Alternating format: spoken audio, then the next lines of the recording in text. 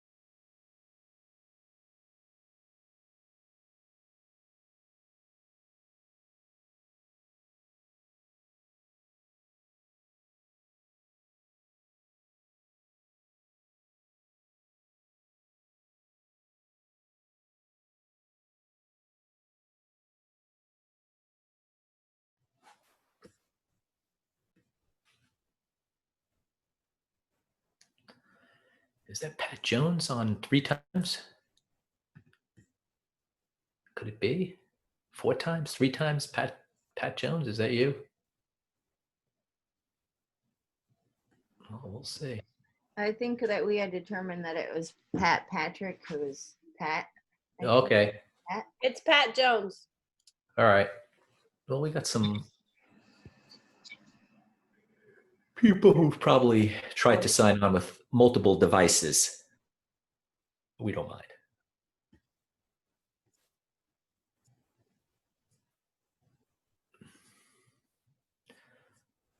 But sit tight, folks. We're going to give a few minutes for other attendees to sign on.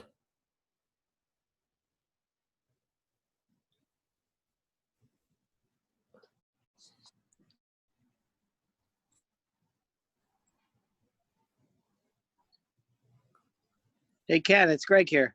Hey, Greg. How's it going? Good. How are you? I'm doing well. You down at the Hey, beach? I'm at the beach. I spoke to Gene today. He Cool. spoke very highly of you, man. Gives you his regards. That's great. Please send mine right back. He knew exactly. I was like, hey, I crossed paths with Ken on a networking event that we had, and he knew exactly what I was talking about. So it's great.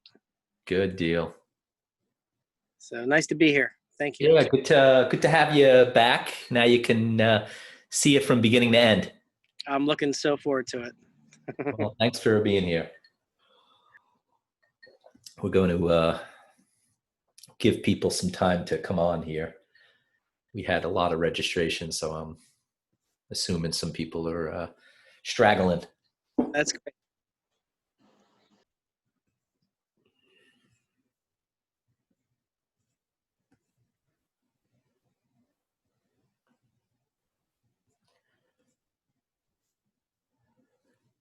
Hi to Rowdy and Jones and Ralph.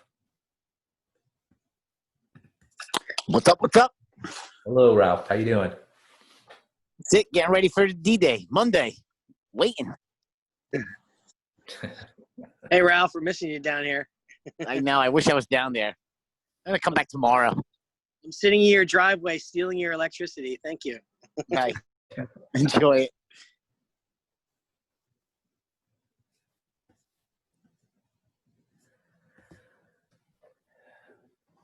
Greg had some crappy luck this weekend, Ken. Yeah, how so? His fridge crapped out on him. It sucks, to kind of be down there with no fridge. So bad. Ken's got 3 kids. How old are they? Greg's got 3 kids. How old are they, Greg? 1, 3, 5? 5, 3.5, and almost 2. And Waiting for the new fridge to come in now, Greg. it's inflation at the worst. I got a bag of ice. I got a $7 bag of ice sitting next to a $2 bottle of milk right now.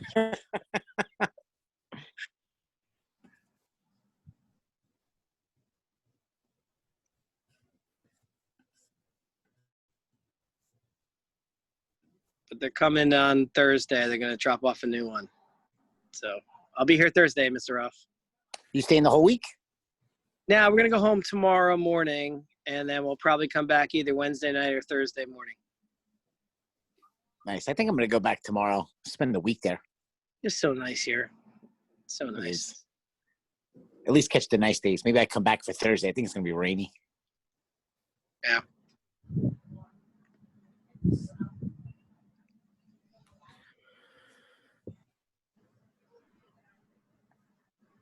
So people are trickling in, so let's sit tight. Some more highs. Hey Pam, how you doing? Good. How are you, Ken? I'm well, thank you.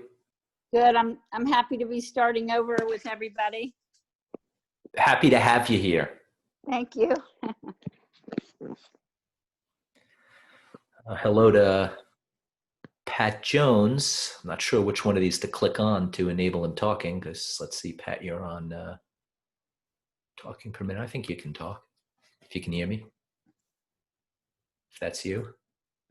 Anyway, good to see you, Mr. Jones.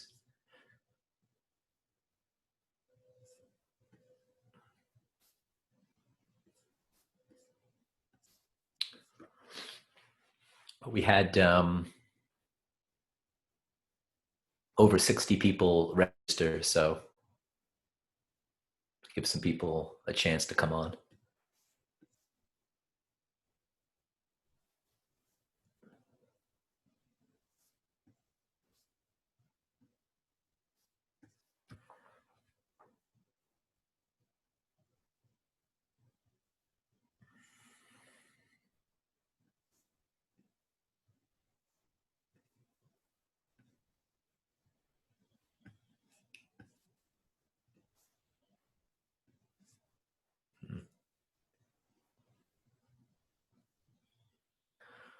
All right.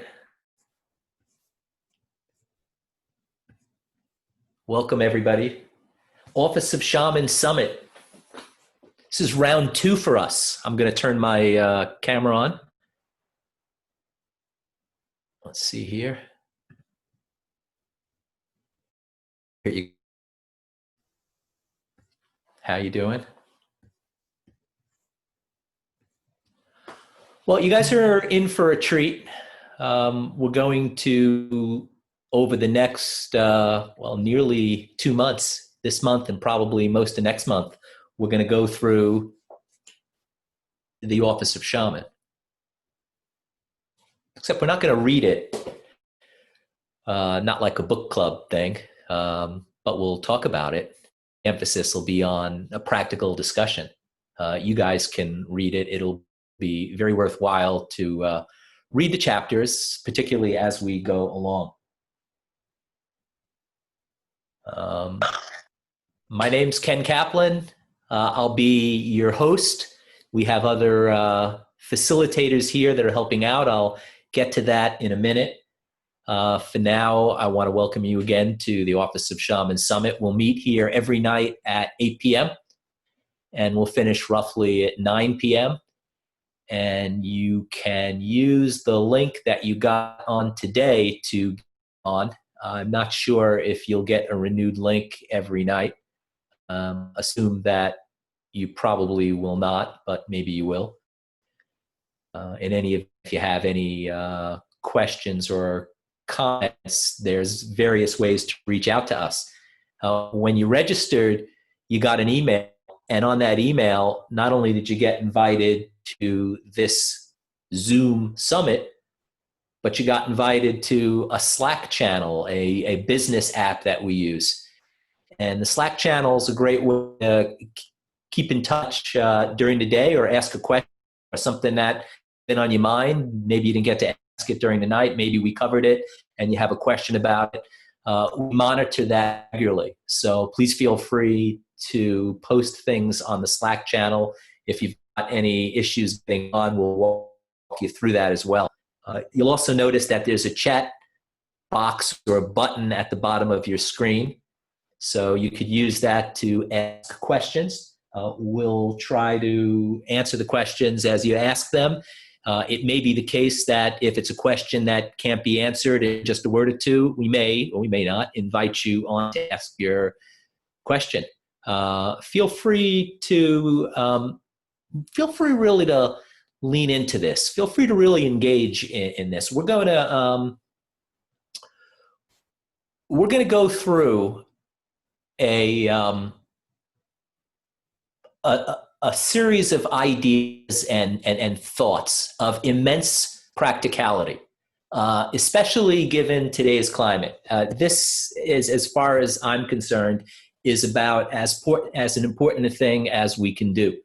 We're going to talk about how to do relationships better. You could say that a different way. We're going to talk about how to do agreements better. And we're going to do that in the context of some really practical tools and corresponding, call them energetic functions that relate to the tools.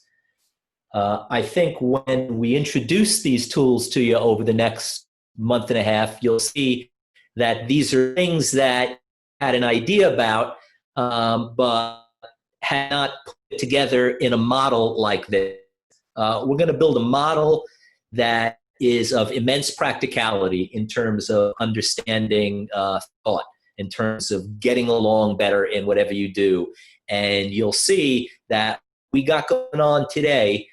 This is exactly what we need, because we've got our heels as a society dug in pretty deeply in terms of our way of looking at things and insisting that things have to be a certain way. And well, as I found out, and as many of you have already found out, if you dig in that deep, there's not much ways that you're going to ever bridge the gap to move beyond this. So sit tight. I think you're going to be, your mind is going to be stretched. I promise you that, with some of these tools and functions that we're going to be talking about over the next month and a half. My name again is Ken Kaplan. I'm a lawyer. I have a law firm in Morristown. I practice corporate law. I've been doing that for about 30 years. I also own a flotation tank center in a town called Bedminster, New Jersey. I've been operating that for coming up 5 years. The Office of Shaman, this summit, the discussion that we're going to be getting into starting tonight, has everything to do with my being in the flotation tank business. And it has, well, really everything to do with how I get along now in all aspects of my life. So as I said earlier, we're going to be talking about some concepts here that hopefully you'll try on. You'll use them to get better with whatever you're doing, especially the people in your life. We have a slide here where we're going through 8 tools. The first part of the Office of Shaman. And if you don't have an Office of Shaman, you could pick it up on Amazon. You can, on Amazon, get it hard copy, or you can get a Kindle version. We've also recorded all of these episodes on SoundCloud. And I think in the registration email that you received, you probably got a link to SoundCloud. So if audio is your thing, feel free to keep up by listening to the SoundCloud chapters as we do them. A bit more about me. I wandered into a flotation tank center in around 2009. 11, and I enjoyed floating and the experience of being in an environment without any external sensory input. It's a very unusual environment, to say the least, more so than people ever give credit to. You know, people come into my float center now and they come out with sometimes this look on their face like, what's happened? There's no box to really put it in. You're in an environment with nearly no external stimulation. And that has a profound impact on your thoughts and on your awareness. But for me and for everybody, it sort of gives you a glimpse of something, some part of your awareness that's already there, but you don't have a language. And so when I started floating, I got introduced to the Office of Shaman and John Worthington. And John is going to be participating in this summit series 2 to answer questions or to comment.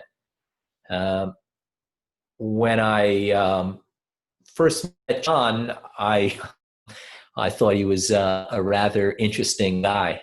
I had not encountered many people like him in my life before, in terms of someone that was going to tell it to me the way it was, right down the middle. It's happened. I had a mentor. I was fortunate enough in the law firm that I first started working at that took me under his wing, or I took him. I adopted him, and he insisted that I was better than I was acting. And that's true really for everybody. And John has done that for me and a lot of people you'll meet, a lot of the other facilitators who I'll introduce. There's a lack of dealing with shit in the world. Let me explain what I mean by that. 30 years in corporate America, I continue to be amazed at how little people deal with and how little businesses deal or people deal with what's really on in their life. This summit is about thoughts. This summit is about building a model for you to get along better. This is not something that I learned in undergrad. It's not something I encountered in law school. It's something that I was introduced to when I first read John Worthington's book. And I didn't know quite what to make of the book when I first read it, because the first time around when I read it, I remember being blown away, just absolutely floored by some of the things that the book said. They had kind of clicked and put pieces together in terms of what was going on in my life and in my businesses, and how it answered the question for me about how I can relate to people better, how I can get along. But some of the stuff too, I just had to nibble on for a while. And that's why we're going to take this in bite-sized pieces and introduce this to you over the course of about 6 weeks, because it's best consumed in bite-sized pieces. A little bit more about John. When I first, the days that I read the book, there were there was much less of this web stuff that we do now with this video conferencing. So I had read his book, and it was a year later when I first got to meet him in person. And he's been an indispensable confidant and friend in a sense that I've never had, before, because as I said, in corporate America and the things that we do, you don't always find people that shoot right down the middle. How often do you find someone who's going to deal with you with an issue that they see you doing, and they know that it's causing you some grief in your life? It's a rarity, I'll tell you that, in corporate America. More frequently, you end up just taking bad behavior and dealing with it, or sweeping it under the carpet, or you run into the same patterns over and over again. If there's one thing about my friendship with John, is that he's he's been a good sounding board, if not damn insistent that I take a look at things. So I think we're all lucky to have John here. And John will probably tell me that I'm overselling him, but there you have it. We've got other facilitators on here as well that you'll meet. But first, hey, John, can you just say hello so they know that you're an actual person? Well, I'm actually a recorded voice after all of that. You need to learn to lie better because I just can't live up to that kind of stuff. I'm not nearly that romantic. So. Yeah, I know that. And telling it like it is. All right. Yeah, I mean, really in a more balanced view, you're a pretty tough taskmaster at times. I've that. Ken, I don't know about your daddy, but I know about my daddy, and my daddy told me that if a job was worth doing, it was worth doing right. Yeah. And I found out in business that if a job was worth doing, you better not do it twice. Yeah. You better do it right the first time, or you're going to pay for it 3 times. Oh, yeah. You're going to pay for it for doing it, you pay for it undoing it, and then you're going to pay for doing it again, And so hopefully you do it right that time, but it's going to be expensive. Well, would it surprise you to hear that for the most part, my experience in business has been that patterns repeat over and over again, which is to say that if there's places where people are not doing business as well as they could, you can bet dollars to donuts that they're often, if not very often, going to be repeating that same pattern by virtue of the fact that they just don't know better. Well, I'm not sure that it's knowing better. I just think that they don't see the program. I can't see the color of my eyes either. Yeah.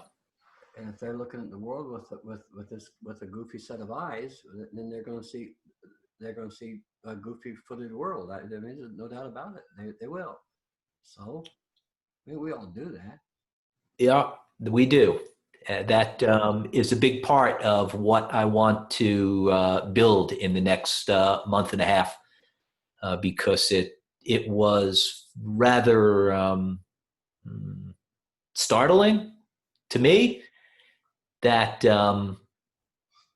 what I thought I saw, what people think they see, is limited to the thoughts they have or put in place when they were kids. In other words, the whole manner of perception and what we perceive is very much in question here. Yeah, it is, but not really, because there's only this one thing that we all perceive, and that's what we call real. I've never heard anybody that perceived something that wasn't real. I mean, they thought it was real, and so, okay, I have to treat it as though that's true that they're talking about. So let me deal with that as though it's real. It's okay. I don't mind dealing with things as real that other people think about. Hell, most of the time, it's because it's real for me too. So Okay. I see sometimes though people don't want to actually talk about what's real for them. I mean, sometimes it's scary, isn't it? Yeah, I suppose it is. I think there's been times for me, and I know I've witnessed this with lots of other people too, with us turning a spotlight on what I think is real. Has been not the first place I wanted to look. Well, see, here's the thing. For me, I look at this whole thing and I say to myself, you know what? I don't think there's anything wrong with most people. I mean, it's very rare I see anything wrong with anybody. I mean, they got some strange ways about them sometimes, but hell, don't we all? Oh, yeah. And the thing is if their strange ways is bothering them, at which it does sometimes, hell, I can understand why it bothers them. People look at them weird or something. you know, like, okay, so they want to do something about it. Well, all they have to do is change the program. But if they don't know what a program is, and they don't know how to change the program, then that program is going to continue to run them until they can recognize it as a program and say, oh, okay, this is how I can rewrite that. And so that's how it is that all of us get to the place where we think that, well, not only do we think that, we actually know that we're worth something because we know what our programming is. And that, you know, if you think about that, you know, that's kind of like an event that's, well, let's say an event that happens to all of us at lots of different levels, but well, most of the time we don't pay attention to it, you know. And if we did, we'd probably see the thing, but because we can't see the color of our own eyes, we can't see it when these kinds of things are happening to us, I'm afraid. Yeah. So you know, guys like you, if I can slow you down enough where you could see it, well, you know, so or make it complex enough so you can see it, well then, you know, maybe you can be a better lawyer than what you used to was. I don't know. It could happen. I'd say it has happened. I think it's fair to say that the tools that we're introducing here, people will apply them like tools get applied to do whatever it is that they do. Not what I do, not what you do, what they do better. Yeah, I think that's true. You know, I mean, I can do stuff with a pair of garden shears that you can't even believe, I'll bet you. So I bet that's true. So go ahead. I know about. Yeah. What we're pointing the ship here is a series of tools that fit together or can be put together in a model of understanding thought to get along better. I can call that relationships. I think I can also call that agreements. And in your book, in the end chapters, you give a representation, a pictorial, graphical, geometric representation of what that looks like. Yeah. I don't know if I couldn't do what Paul Gritzky could do. So, you know, I could only do, see, that's what I could do with it. Paul could do something else. I hadn't even believed what he could do with it. Yeah, so this is obviously two-dimensional. I'll tell those that are, because that right there is the entire extent of my artistic ability. That's pretty good, though. Well, Terry had to clean it up. I couldn't. Folks looking at this, if you're like me, and I know you are to a certain extent, this may look as foreign to you as it did the first time that I've looked at it. But as you hang out with us in this series, we're going to be breaking this down into components but then only to build it back up into a representational model. But to show you the model, I've got to show you the pieces first. And I have to show you why this representation here is a pretty good representation of what our agreements look like, or what getting along with people look like, or what relationships look like. Paul Gritzky, who may be listening in here, I don't want to put him on the spot, but he's created a three-dimensional model of this thing here that John in his book calls the playing field. And that's what we're doing here. We're going to, there it is. That's sort of a three-dimensional model of the playing field.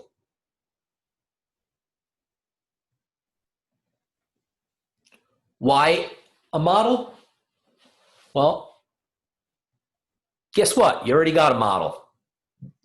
You've got a map. You navigate through life with your maps and your and your models, those things that John talked about your programs, those are very much a part of the navigational map that you and I and everybody else uses.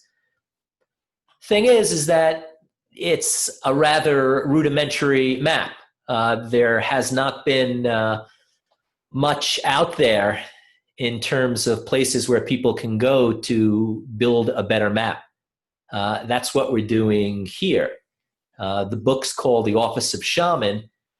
And why the Office of Shaman? Why Shaman? Why the Office of Shaman? Well, these concepts that we're going to be presented to you are concepts that have been around for thousands of years. Thousands. However, the way we're stacking them up in this model is very much appropriate or contemporary. Even though the concepts have been around and the shamans of yesteryear have been paying attention to these, shamanism has been very much an oral history.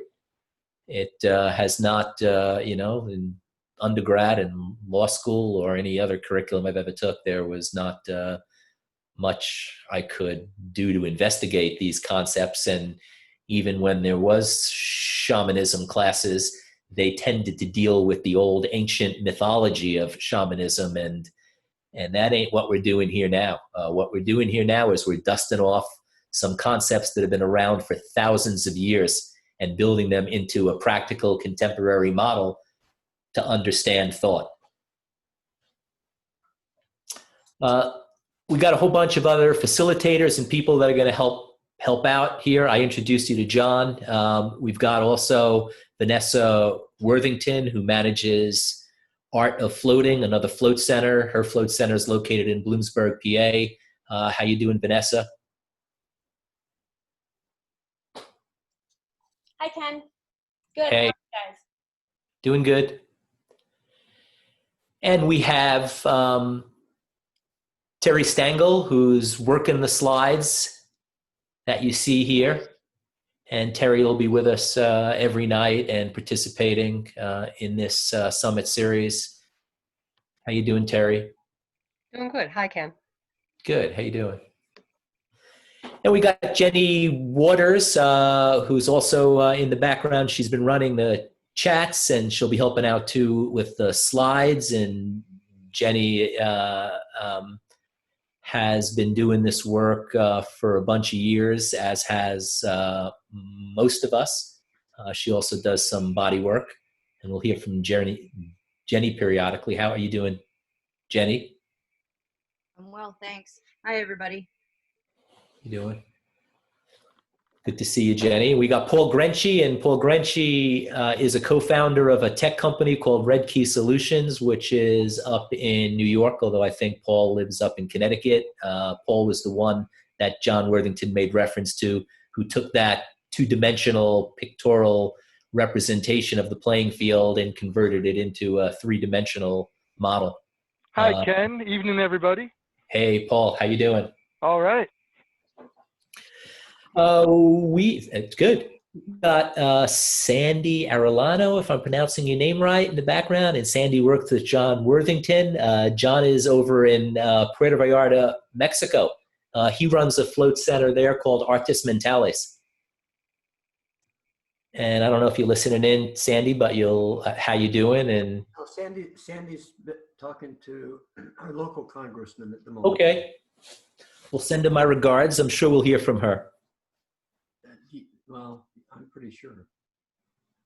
Okay. So, Ken, you're forgetting me. Elise. Hi, Ken. How you doing? Sorry.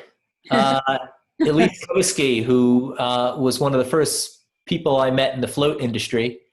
She had a float center in New Jersey. She was the person who introduced me to this work. And Elise is one of our elder statespeople. How are you, Elise?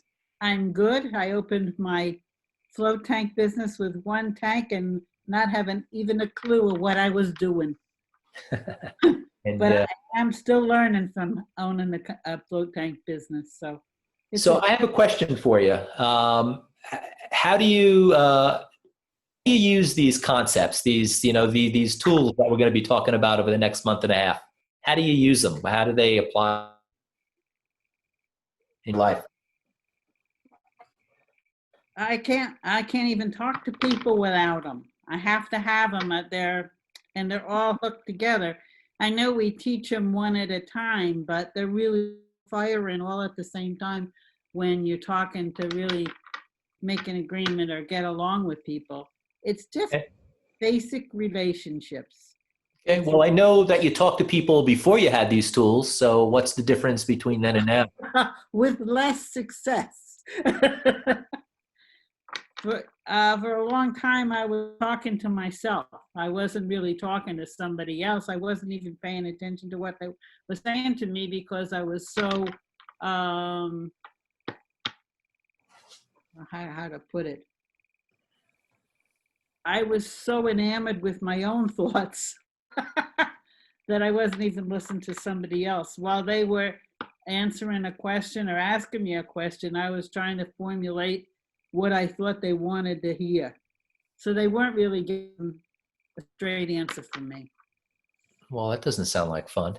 No, it wasn't fun for anybody. Probably least of which was you. Yeah, very much so. Okay. It's funny, looking back now from the perspective I have now, I can see my mistake, but I couldn't see him at the time. Okay. And I needed to look at these tools so I would even know where I was making an error. Okay. That's right. So they're just good. It's like being able to measure something so it'll fit. I used to make my own clothes, and if I didn't measure it correctly, then the pattern pieces didn't fit together. And you need all the pieces of that diagram we were talking about earlier, which we'll get to over time, to just things work together. It's the same for people, whether you're making a dress or whether you're talking to people, you have to have the parts correct. Yeah. Yeah, that's true. Let's hear from some other facilitators, some people who have used these tools, and welcome to some new people who have joined. Thanks for coming on. How about Vanessa or Paul or Jenny? How do you guys use these tools and concepts?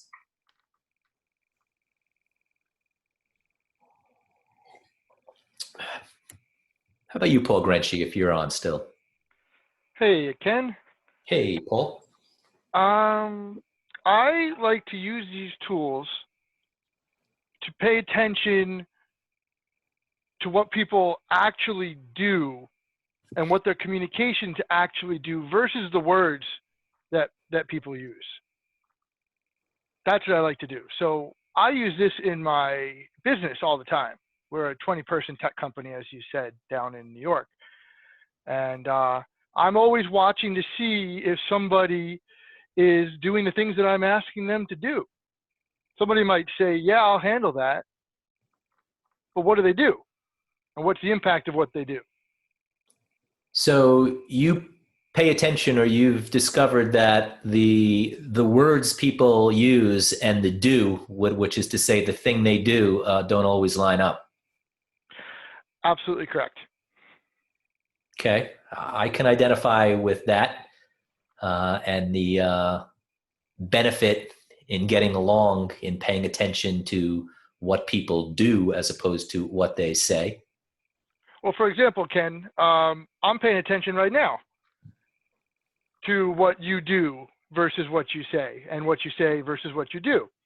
And since this is the first intro for this summit for the Office of Shaman, I'm very anxious to see how you put this together for everybody. Yep. Because people come in here, they're like, what is a summit for the Office of Shaman? What is that? Yeah. And right now, I'm not sure if they know yet. Okay, well, let's see if we can build some of that out for them. That's what I'm into. Let's do that. Okay.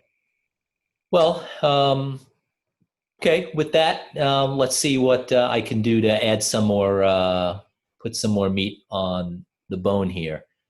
That was me and Paul bumping fists. Say it again, John. Bumping That was me and fists? Paul bumping fists. Yeah.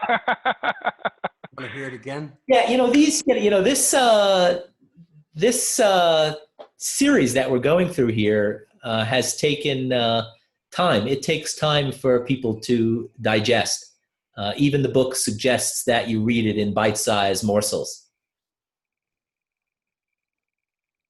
We're going to introduce some practical tools. We're going to start tomorrow with programming.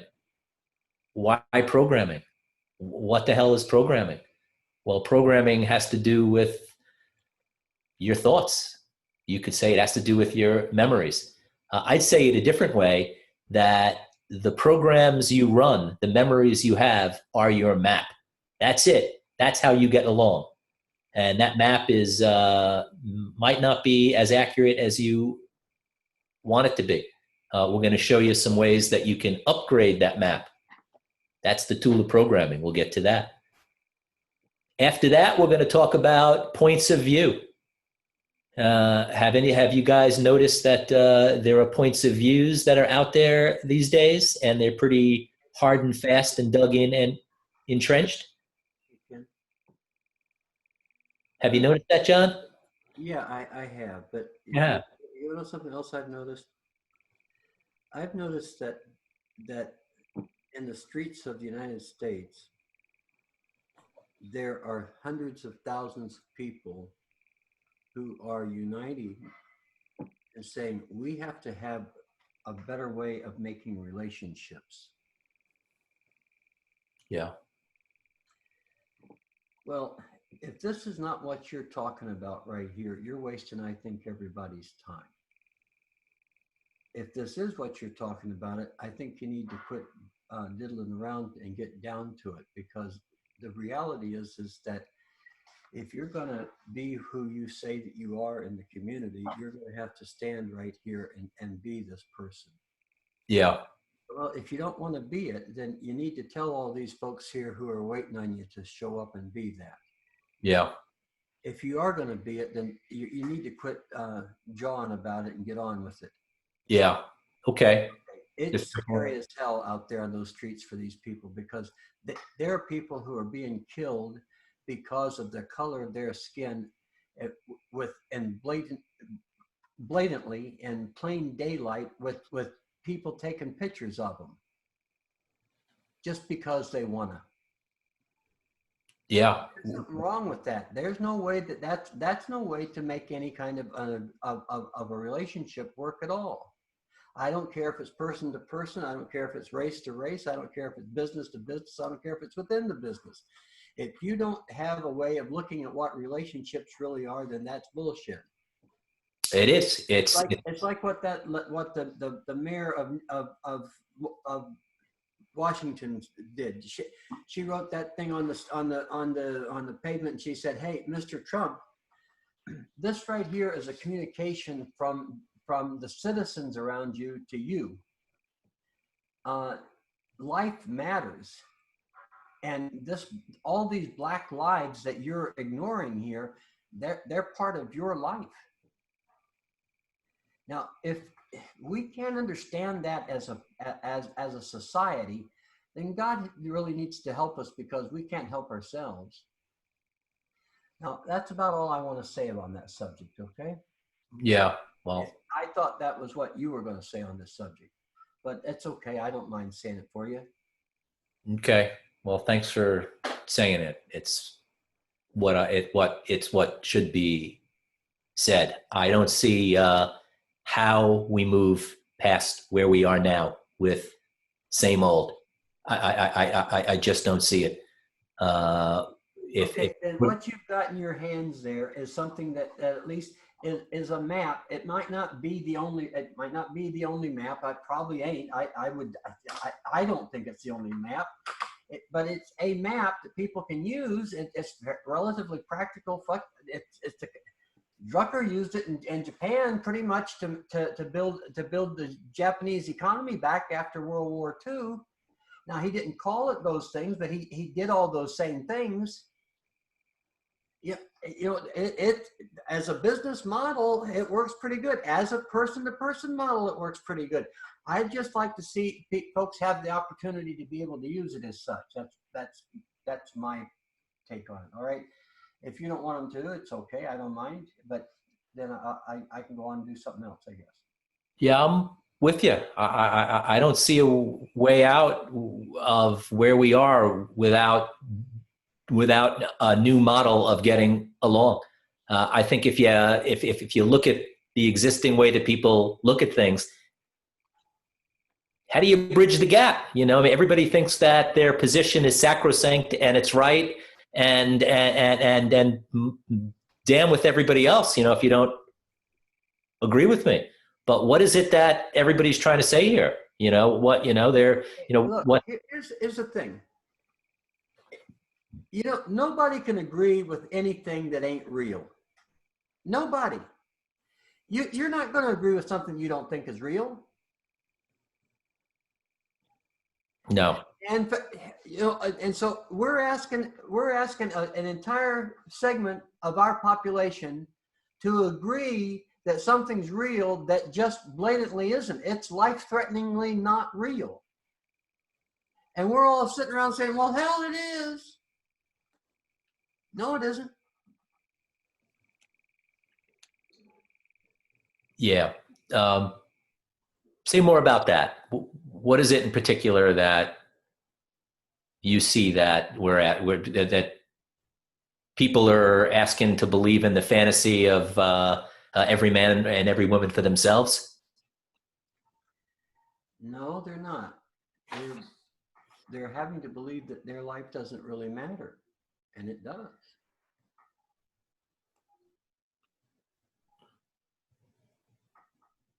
They're having to believe that their life really does not matter. Yeah, Ken, when people are walking around with no mask on and not giving a shit what's going to happen to the guy across the room from them if they sneeze, they're saying nobody's life matters. They're not protecting themselves nor the other guy. At least I just don't think that's true. I think that people are saying, I think that Black people are saying, look, life matters. My life matters. And Yeah, you don't have the right to take my life away from me. And that's true. They don't. We don't. Nobody does. It's a true statement. Yep. Yeah. It's beyond reproach. It's true. So, who cares about any of the rest of it? If that's a true statement, and that's what's real, then I have to agree with the reality of the statement. Everybody can only agree with real things or things that they believe is real. Okay. That's the whole idea of figuring out how to get along with each other. If you know what the other guy believes is real, then you know how to deal with that. You know how you should deal with it. You know what you believe is real. You know what what you think about. That's necessary. That's a very important part of anybody's life, I think. I think. Yeah. It certainly is if you're going to get along with people and protect your community. Well, how about yourself? That starts there. Well, it's like the slogan goes, you know, no justice, no freedom, right? No freedom, no justice. I mean, it's the same thing. You know, if I'm not free to be who I am, then or if you're not free to be who you are, then I'm not free to be who I am either. And if I believe in freedom of my freedom to express or to be or to exist, I also have to believe in your freedom to be and to exist. But that process isn't simple. I mean, that's not a wiggle your nose process. you know, maybe it is on television. If you go back far enough and see Genie, but that's about it. You know, I mean, only there, because it doesn't really. The rest of it's work. You know, Okay. it's work, and this is the thing I think that you kind of glossed over the last time through this, was that folks are going to have to work at this a little bit to get it in their head, so they can use it, so they can put it to it isn't simple. No, it's not. Okay. And so if they take it in little bits and pieces, they can take it all home with them, and they can build, you know, it's a great little erection set, or erector set, or what do you want to call it there? You know, I guess it's erector, not erection, right? Yeah, I think that would probably be the better term. Well, you know, this getting old is a bitch. I can tell you. Yeah. Yeah, it's true. Yeah. There's certain things I can't keep straight anymore. Somehow you're still going down the road of innuendo with not keeping things straight, but that's for another time. Your mind. Okay. So this is why you wrote The Office of Shaman, I take it. Well, there wasn't a pandemic, and there wasn't Black Lives Matters on the streets of Washington when I wrote it. But you know, all the signs of it coming were there, I guess. I couldn't see it. I didn't know that, but I should have, I suppose. But I was just too stupid to know it. What can I tell you? It was there. I just felt the need that I had to get this out of my head and down into this form. Maybe I can add some insight here. Earlier, Ken, you asked how I've been able to use this model to, or how to work with this model as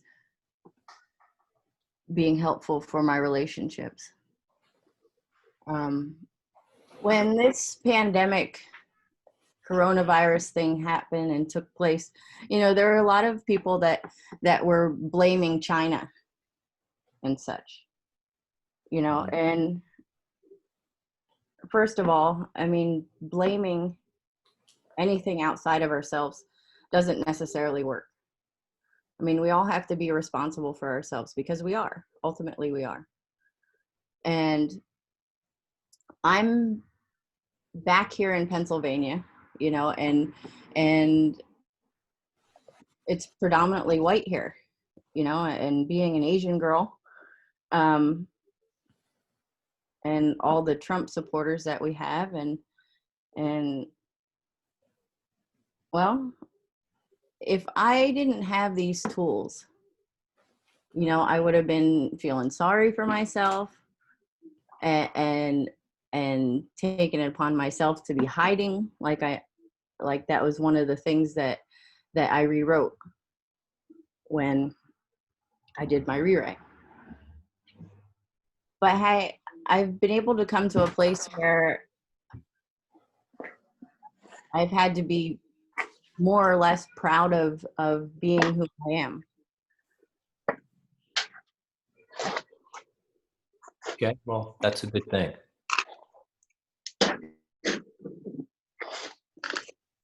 Hi, Ralph. What's up, guys? Hey, Ralph, how you doing? Sorry, I didn't know my mic was on mute. I thought it was muted. That's You all right. wanted to talk to us. I hit it by accident.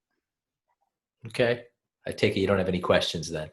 No, I'm just listening. Okay. Hey, Jenny, you still on? Yeah, I'm still on.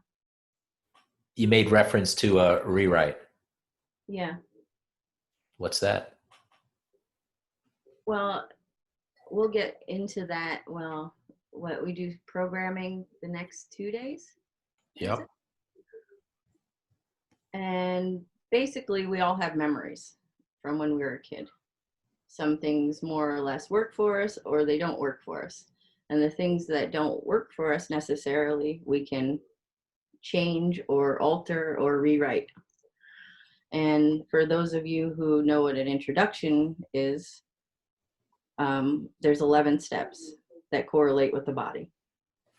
And so when you do the introduction, we introduce you to those 11 steps, you know, goals, means, charisma, so on and so forth. And with those 11 steps, the next step is the rewrite, where we go back and we actually rewrite a memory. Okay. With 11 steps.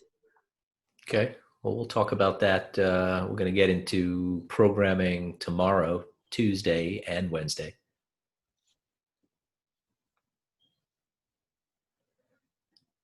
Cool. Any questions at this point?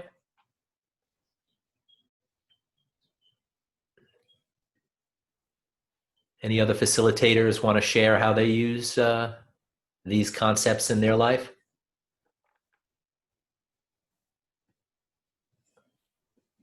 Terry? Sure.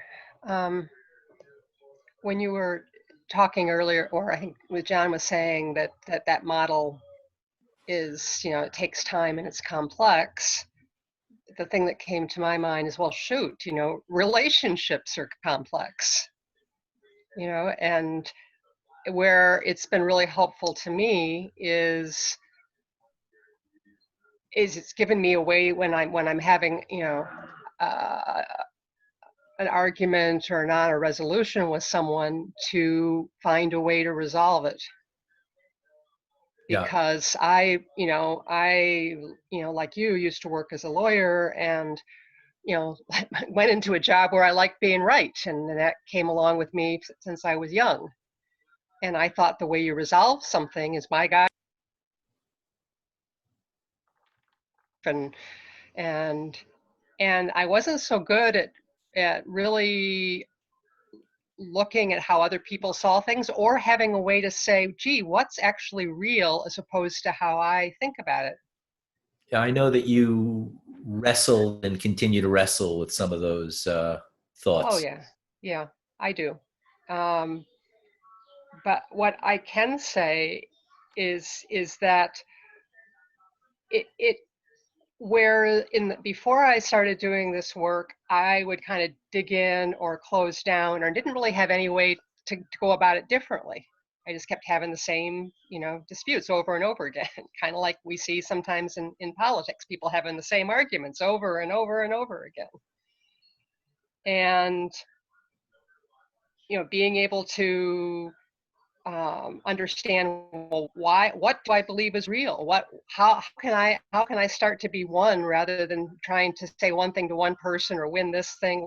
What's actually me? You know, what am I actually trying to accomplish here? How can I really get along with the people in my life? You know, as Paul said, what am I doing with my communication? I could do a lot of words, but what am I doing? What are they seeing? You know, I never thought about that before, and it was going on all the time.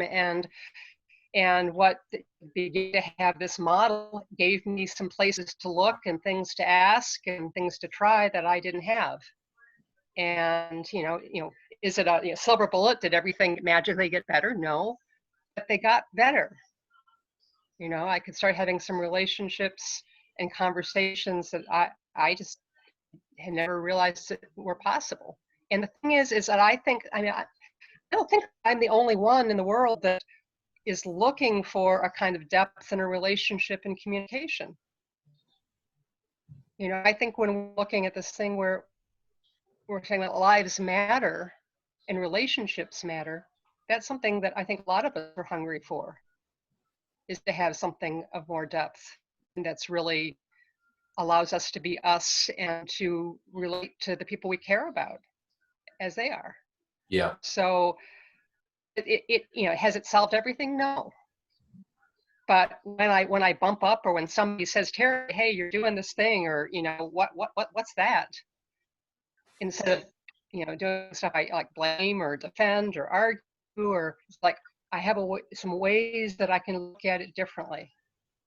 and have a little different conversation than I did for the first half of my life. And boy, that means a lot to me. You know, I mean, I wish I had it at 20, but I'll take it, you know, at 60. So I'd say it's stuff that I'm learning to put into use and to appreciate it when people talk to me using them. You know, it's really helpful. Okay. Cool. Thanks for sharing that. Anybody else? Any questions? We're going to get into programming starting tomorrow. We'll talk about the tool of programming. Do you think you might be able to share with the folks on the webinar tonight what your definition and our definition here is of programming? Is of programming? Well, everyone probably has an idea in their mind of what that is, but here's what let's do it this way. There's a guy named Alfred Korzybski who wrote in the 1930s. He's got a book that's very much relevant today. And one of the things Korzybski said is that the word's not the thing. The word's not the thing, just like the map's not the thing. Just like we're talking to everybody here that you got a map that you use to navigate. It's not the thing. In other words, it's not the territory, but you got a map. You could say that that map that you use to navigate the world, navigate the relationships, and the very map that we're going to use to see if we can get ourselves past this disagreement here and start to respect ourselves and other people, the map that's built on what I call programs. There are neural programs, things that you believe are real that then become the very lens through which you perceive the world. I can call it memories if I want, and that would be also an accurate term or a reasonably accurate term. So when we talk about programming, we're talking about neural programming, or we're talking about your thoughts. But keep in mind, it's not just your thoughts like they sit there in the background and you pull them out when you want and, and reach in and grab one. Your thoughts are mine, everybody's, are the very way that we perceive the world. They are the very lens now through which I look at what's going on in this virus and these protests. Same with you, same with everybody on every side. This is very much shaped by our programs, and we build on programs from there, as you'll see in later chapters. We put those together with tools of how to get along with people and how to communicate to get shit done. Paul, you've got a definition that you want to share? For programming, I mean, what you said is accurate, but when it comes to how our minds function, John C. Lilly came up with the idea in the 60s, I believe, as computers were starting to become pretty popular, to talk about the mind operating in a similar way. It's not code. I mean, I'm in IT, so I can tell you right now, it's not the same as coding a silicon computer. The human biocomputer runs a very, very particular, very subjective, custom to the person kind of code. So this book and this series that we're doing here is intended to introduce people to that very unique flavor of programming that exists within their own mind, because they're the one who has to make the changes. So they're the one who has to recognize how it functions. Yeah. Ken, if you don't mind, I'd be happy to show everybody a little teaser, that three-dimensional image where we can move it around, because it's 9 o'clock. I don't want to keep people too late, but yeah, let's call that. Do I have to share with you, or can you bring the? I think I can do it. Let's see here. Do you see my screen yet? Yep, got it. Okay, hold on.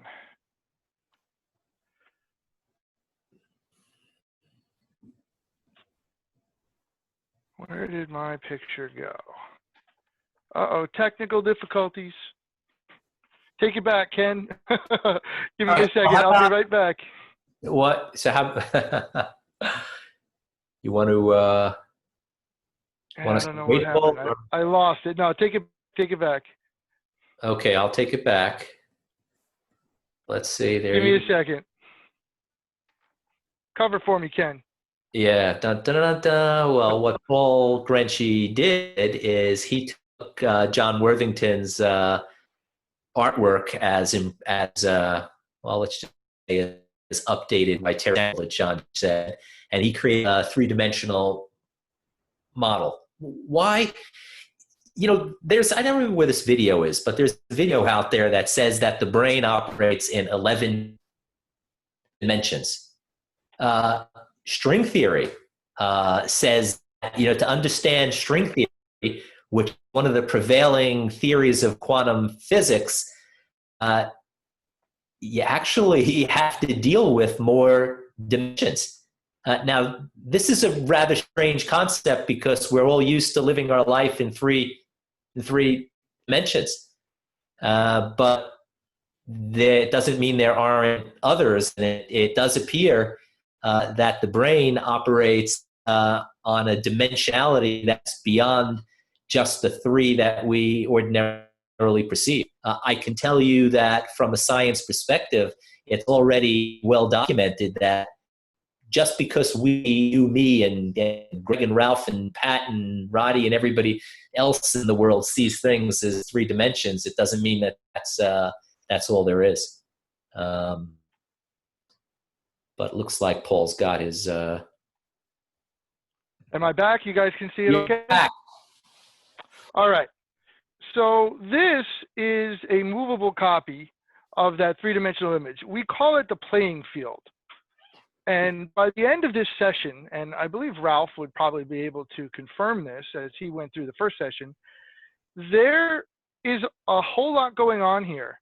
But by the end, this is going to be a somewhat functional idea in your mind, and it's going to help you guide and evaluate what's going on with the people in your reality.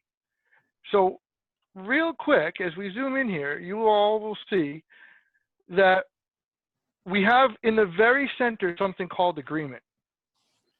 And when two people communicate with each other, they establish a reality.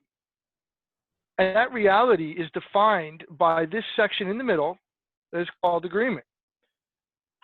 Now, I realize this is a lot to take in for people seeing it for the first time. There's a lot of different pieces to this. By the end of this class, you will be able to use this, and you will be able to reference this and check how your agreements are being formed. Would you say that's true, Ken? Yep, I'd say that's true. I say that this is a model for relationships. This is a model for bridging the gap that we're in right now, that if we don't bridge, we're not going to see any let up of people in this world that are finally now saying, nah, no more.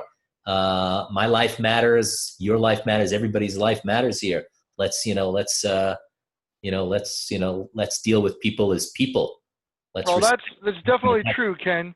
And this is an example of a fairly successful communication and agreement because we have a lot of overlap.